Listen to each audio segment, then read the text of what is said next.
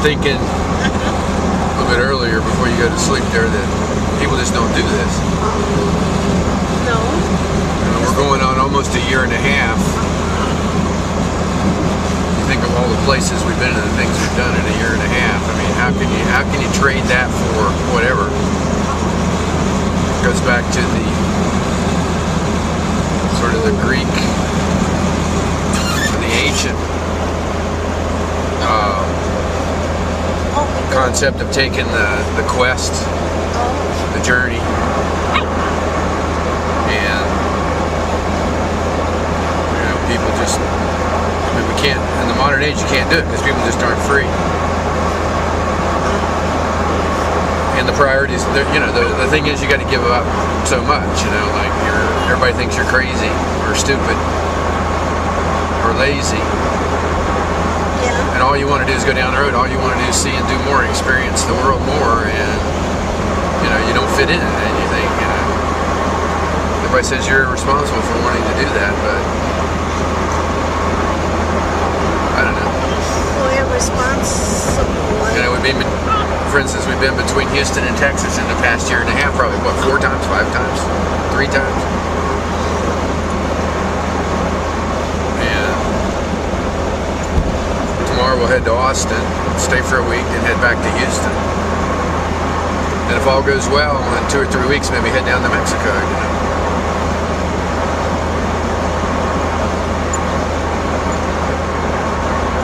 But people just don't.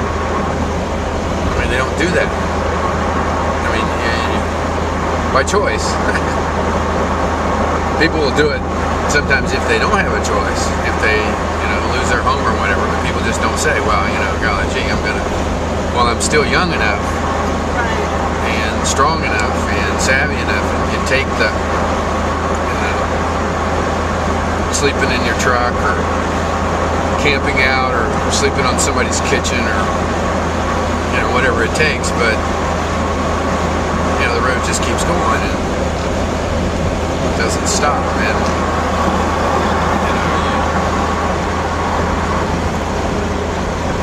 You lose your sense of place, of time, of lifestyle. And especially like I picked up a dog here, I can't believe it,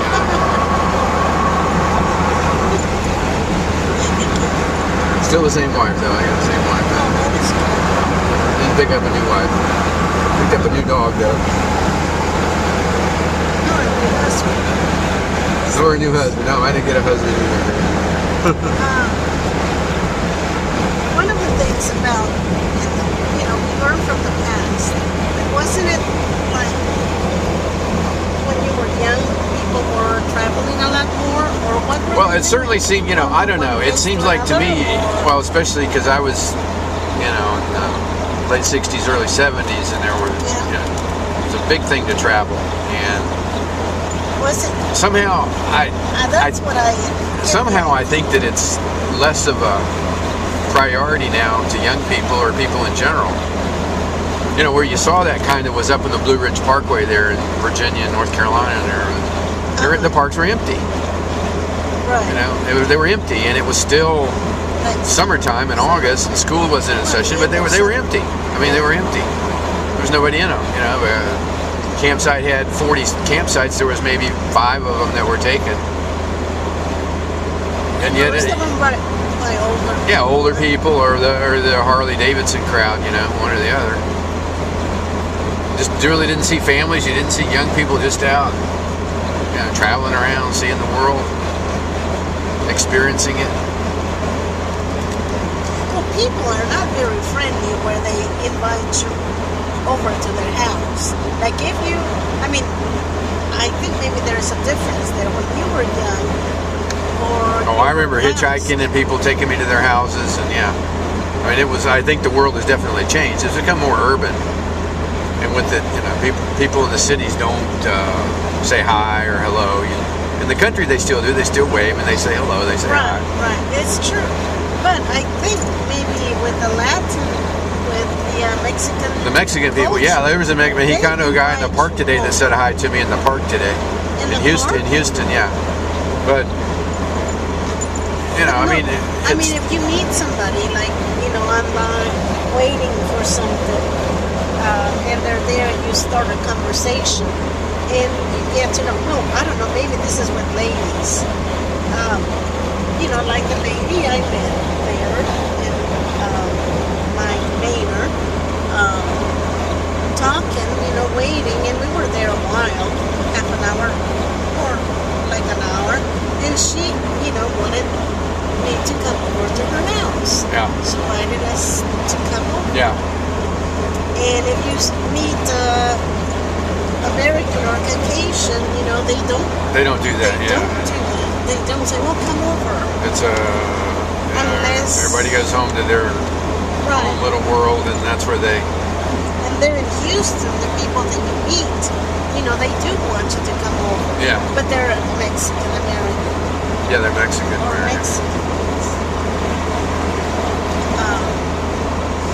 I think that's a big difference. People are not friendly towards hardly anybody that it's not family. Well, even if it's family, they don't really want you. And that makes it harder if you travel. Especially if you're a student, because that's when I traveled, you know, for an extended period of time. And as a student, you didn't have any money, and you were hitchhiking or camping out, and you know, you relied on the folks to pick you up, or you know, I mean, to give you a lift. I mean, sometimes you didn't. You had to take a bus, or you know. But generally speaking, back then you could generally get a ride. People were not really afraid of what might happen. Or see, now they're very protective of their kids, younger ones. Yeah. They don't. Well, people are jaded today. They're scared. They're paranoid. Maybe that's it. Yeah.